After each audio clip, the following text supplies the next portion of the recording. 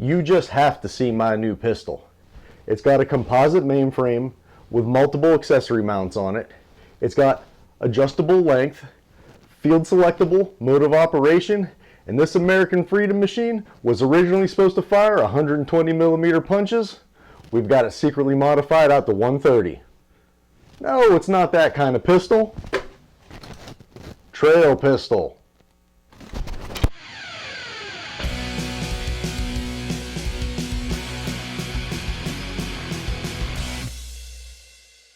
Welcome back, everyone. If you've been watching the video channel or you're subscribed to the Facebook or the Instagram, you've seen me posting about parts I'm going to use on a new bike build. If you haven't seen those, I'll post the link up right here that you can follow along and see some of the videos of the parts we'll be using to build this up. Now, I'm not going to go ahead and do the long drawn out build montage with some music playing. I'm just going to go ahead and get this built up, and then we'll go over the last few parts that I haven't made separate videos on, and then we'll go for a ride. Thanks for joining me. Well, everybody, here's the finished project. What we're looking at is a Guerrilla Gravity Pistola size 3 in what I'll call my budget performance build. Now, earlier I called it a trail pistol, now I called it a Pistola. What's with that? On the website, the trail pistol is the 29-inch 120 millimeter rear travel option. Those use a 210 by 50 millimeter inline rear shock. The Pistola is the Magnum version. A little bit extra travel. These have 130 millimeters rear travel. They use a 210 by 55 stroke shock, and this one has a piggyback on it because we're going to get probably a little rowdier. In all honesty, and my body weight is probably just going to help me tune it in a little bit better so that way it can ride the way I need it to. I'm not going to ride just cross country, but I am going to get the tires off the ground, so the little bit extra will help me tune it in. Now, the next part is, why'd I call it a budget performance build?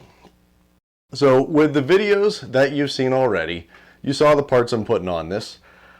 Everything was semi-carefully chosen based on a budget that I had, and I wanted to get the most bang for my buck out of the parts. So everything was chosen to be as high performance as I could get them, as cheap as I could get them. That's why I have 4-piston brakes, the Magura MT5s. Could have spent more, went with the MT7s. Didn't think I needed to. I got the Shimano XTR MT901 rear hub, the Vigilante tires, and then a few other parts we're going to go over, which we haven't got to just yet. What's the sense of having the extra travel in the rear if I don't have a fork up front that can control it?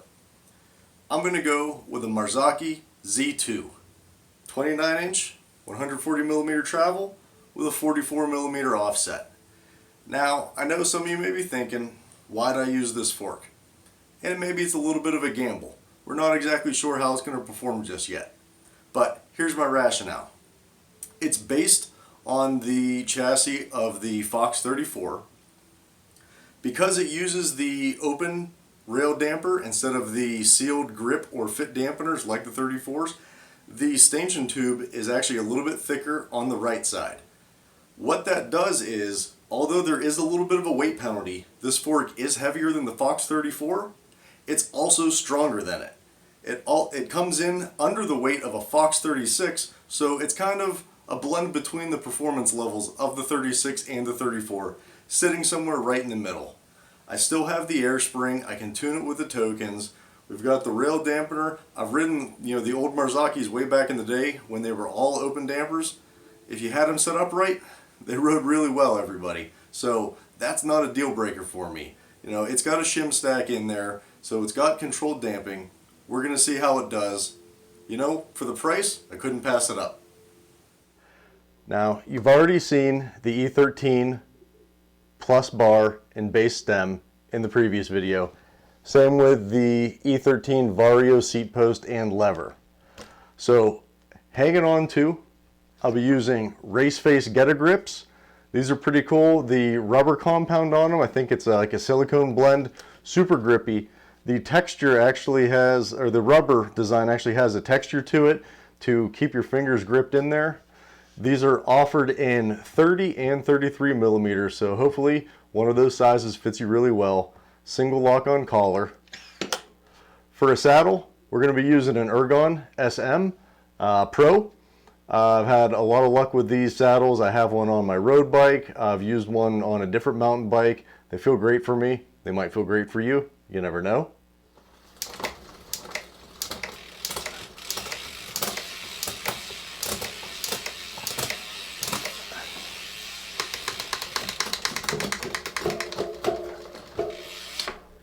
Drivetrain.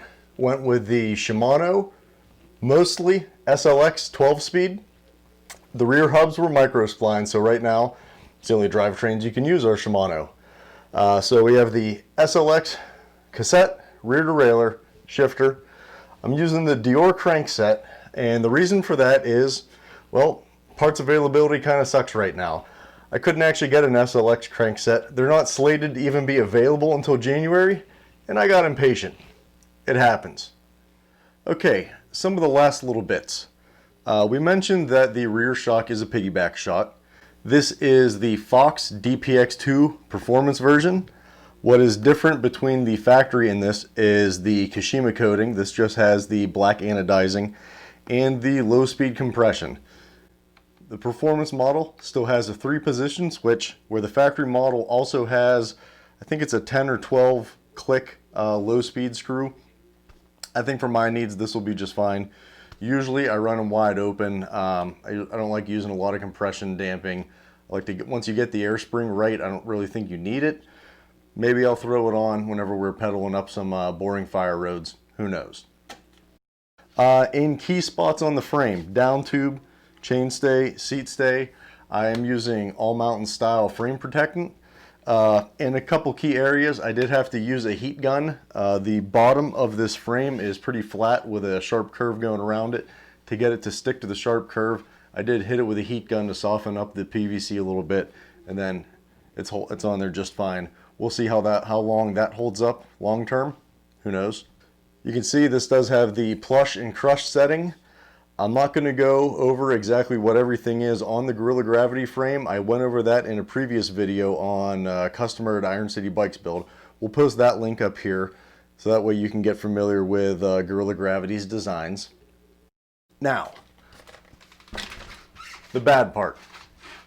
Originally, I wanted to build this up, take it for a shakedown ride, test it out, see how everything works.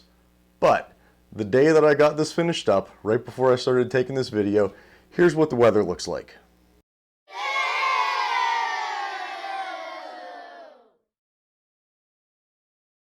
For the rest of the season, I'll probably be able to get some rides in, but they're just going to be mostly regular trail rides. I'm not going to really be able to push it because who knows what the weather conditions are going to be and what the dirt's going to be like.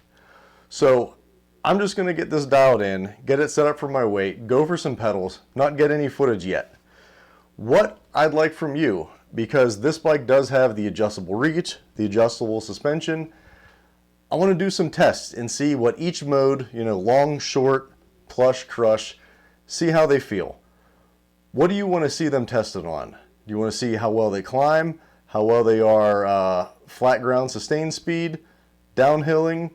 If you're from the Pittsburgh or Western Pennsylvania area, do you have a specific trail you'd like to see this tested on? And I can do some timed runs and do some various other drills with it. And we'll see how these bikes ride. We'll see how these parts work out, and we'll get the information for you. So if you have some ideas of how you'd like to see this tested and where you want to see this tested, comment below. And, I'll keep that in consideration whenever I finally get out and get to finish this video test out, ride it out. It's probably not going to be till spring. So, for now, thanks for joining me in the couple of videos I have about the parts we're going to build up that we used to build this and the other Guerrilla Gravity video. Make sure you get to watch all of them. Click the like button. Let me know that you like the videos. If you do, also subscribe. It helps me out trying to build that count up. There's also the Facebook and the Instagram pages that you can follow. For now, that's all we're going to go over. Thanks for joining me. Hopefully we'll get the ride together.